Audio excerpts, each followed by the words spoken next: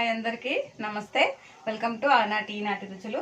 ఈరోజు మనము చిన్న చేపలు, గోదావరి చిన్న చేపలు అంటే బెత్తులని కూడా అంటారండి వాటిని, చింతకాయలు చిన్న చేపలు పులుసు నేర్పిస్తాను, చూపిస్తారండి.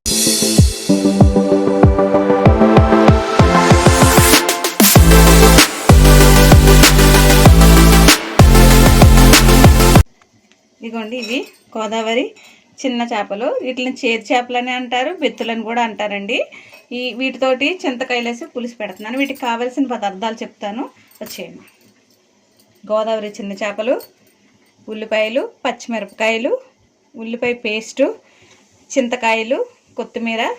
ఈ పులుసుకి కొత్తిమీర మరింత పడుతుంది. దీనికి కావలసిన పదార్థాలు: ఈ స్పూన్తో 2 స్పూన్ల కారం, 1.5 స్పూను పసుపు, సాల్ట్, 1/2 స్పూన్ పసుపు, మసాలా. ఈ మసాలాకి జీలకర్ర, వెల్లుల్లిపాయలు, చిన్న అల్లం ముక్క. అంతేనండి ఇంగ్రీడియంట్స్. సింపుల్ ఇంగ్రీడియంట్స్తో నేను నేర్పిస్తాను. ఓల్డ్ స్టైల్ గోదావరి చేపల పులుసు. ముందుగా చింతకాయలు ఉడకబెట్టుకుందామండి. శుభ్రంగా ఉడకబెట్టుకున్న తర్వాత మనం రెసిపీ స్టార్ట్ చేసుకుందాం. చాలా అంటే చాలా బాగుంటుందండి ఇది. ఒకసారి ఇప్పుడే చింతకాయలు చిన్న చేపలు దొరుకుతాయి. ఒకసారి రాజమండ్రిలో ఉన్న వాళ్ళందరూ గోదావరి మార్కెట్కి కానీ గోదావరికి కానీ వెళ్ళి ఒకసారి తెచ్చుకుని వండి చూసుకోండి. చాలా బాగుంటుంది ఈ చేపల కూర.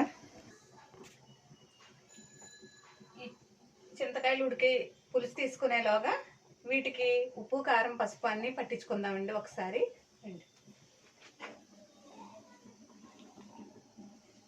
కారం చూసేసుకోండి. కారం మాకు ఘాటు ఎక్కువ ఉంటే ఇష్టం, అందుకని మేము ఎక్కువ వేసుకుంటున్నాం. తక్కువ తినేవాళ్ళు తక్కువ వేసుకోండి. ఉప్పు కూడా 1.5 స్పూన్ అవసరం లేదు, చూసుకుని వేసుకోవాలి. ఎక్కువ వండుతున్నాను కాబట్టి నేను ఎక్కువ చెప్పాను. తక్కువ వండుకునే వాళ్ళు తక్కువ చేసుకోవచ్చు.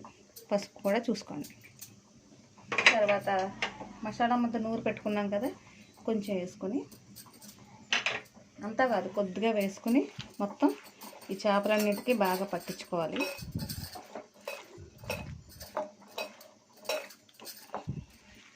వీటిని ఇలా నూనెలో వేయించేసుకొని పప్పుచారులో నంచుకొని తిన్నా చాలా బాగుంటుందండి.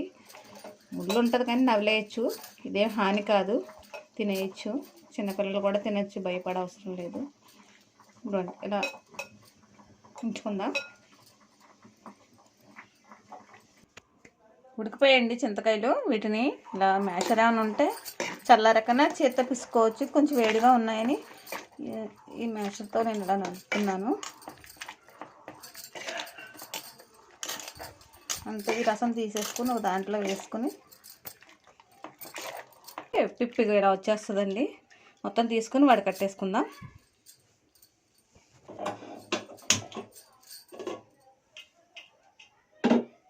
కిందండి నూనె వేసుకుందాం. ఈ చేపల పులుసుకి కొంచెం నూనె ఎక్కువే పడుతుంది.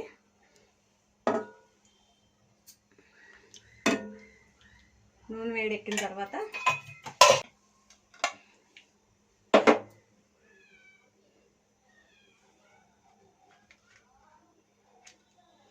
పచ్చిమిరపకాయలు, ఉల్లిపాయలు వేసుకొని కొంచెం బాగా వేయించుకోవాలి.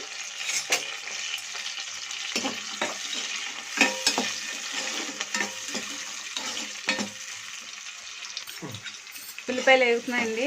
ఇప్పుడు వేగుతున్నప్పుడు ఉల్లిపాయ ముద్ద వేసుకుని ఒక 5 నిమిషాలు ఉల్లిపాయ ముద్ద వేగిన తర్వాత వెంటనే అన్నీ వేసేసుకోవచ్చు. పెద్ద పనే ఉండదు, అన్నీ కలిపి కూడా పెట్టుకోవచ్చు చేపల కూర. ఇది వరకు అయితే మా అమ్మమ్మ వాళ్ళు అప్పుడు అయితే ఇవన్నీ చేపలు, ఉల్లిపాయలు, పచ్చిమిరపకాయలు, ఈ మసాలా ముద్ద, మా అమ్మమ్మ అయితే ఎల్లుల్లిపాయ జీలకర్ర వేసేది. ఇవన్నీ వేసేసి మొత్తం కలిపేసి నూనె కూడా వేసి మొత్తం అంతా పొయ్యి మీద పెట్టేసి సిమ్లో పెట్టేసేవారు. కుండలో వండడం కదండి, చాలా అంటే చాలా బాగుండేది. మీకు కుండలో వండమంటే ఒకసారి మట్టి పొయ్యి మీద వండుతాను. మా ఇంట్లో మట్టి పొయ్యి కూడా ఉంది మేడ మీద. మీకు అలా కూడా కావాలంటే ఆ రెసిపీ అలా వండి చూపిస్తాను. ఇవన్నీ మగ్గింది. చిన్న చేపలు వేసేస్తున్నాను. వీటిని మామూలుగా అయితే బెత్తులు అంటారండి. ఇవి పురటాలకి ఎక్కువగా పెడతారు. పాలు బాగా వస్తాయని పెడతారు. ఇవి చేతి చేపలు అంటారు, అప్పుడు వాటిని చేతి చేపలు అని పిలుస్తారు. అంటే వీటిని కొంచెం చిన్నగా ఉంటాయి, ఇవి ఏంటంటే కొంచెం పెద్ద సైజు అన్నమాట.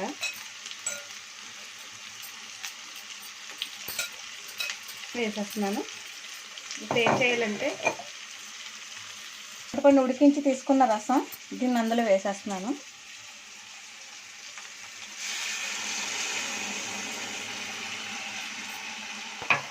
ఒకసారి దీనికి అసలు గరిట అనేది వాడకూడదండి. ఇంకా ఒకసారి చేపలు వేసిన తర్వాత గరిట అనేది పెట్టకూడదు. నీళ్ళు సరిపోలేదు, నీళ్ళు పోసుకుందాం. కాసేపు ఉడకాలి కదా. ఒకసారి ఉప్పు చూసుకొని మూత పెట్టేయడమే. మరింత కొత్తిమీర పడుతుందని చెప్పాను కదా, దించేటప్పుడు కొంచెం వేసుకుందాం కొత్తిమీర. ఇదిగోండి, ఒకసారి ఇలా వేసుకొని స్టవ్ మీద మూత పెట్టేసుకుందాం. ఉప్పు చూసుకుందామండి. ఒకసారి ఉప్పు చూసుకొని సరిపోకపోతే అన్నీ వేసేసుకొని మూతెట్టేద్దాం. నాకైతే ఉప్పు పడుతుందండి, కొంచెం కారం కూడా పడుతుంది. వేస్తున్నాను. కొంచెం కారం కూడా పడుతుంది, వేస్తాను. అంతే అండి. ఇవి ఒకసారి కలిపేసుకొని కారం అంతా బాగా కలిసేలా కలిపేసి పొయ్యి మూత పెట్టేసుకొని చేపలు బాగా ఉడకాలి. ఏదో చూద్దామండి. ఉడుకుతుందండి. ఒకసారి ఇలా అనుకుందాం, ఒకసారి కలుపుదాం.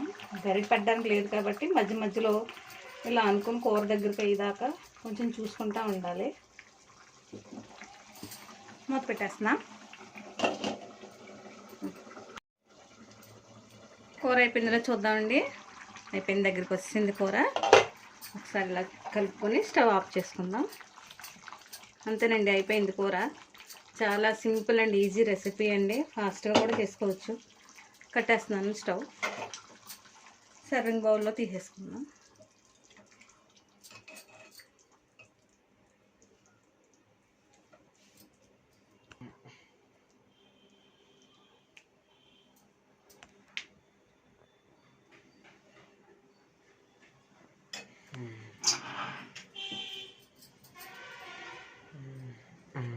అయిపోయిందండి. ఇదిగోండి అయిపోయింది. వేడి వేడి గోదావరి స్టైల్ గోదావరి చేపలు, చింతకాయ, చిన్న చేపల పులుసు టేస్ట్ చేద్దామండి.